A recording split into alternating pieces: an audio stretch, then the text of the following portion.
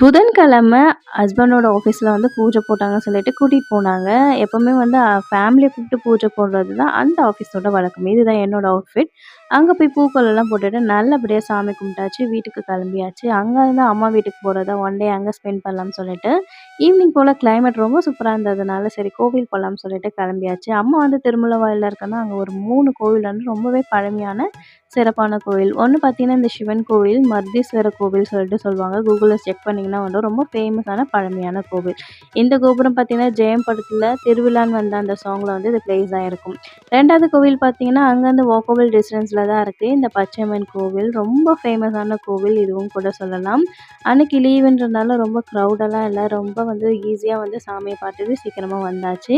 இங்க ஒரு பச்சை குங்குமம் குடுப்பாங்க. அதுதான் பச்சையம்மனோட குங்குமம். அங்க கொலுவும் வச்சிருந்தாங்க. மதியம் பார்த்தாச்சு. 3வதா பழமையான கோவில் ஒண்ணு பத்தி சொல்லப் போறேன். அதுக்கு மறக்காம என்னோட சேனல சப்ஸ்கிரைப் பண்ணிக்கோங்க.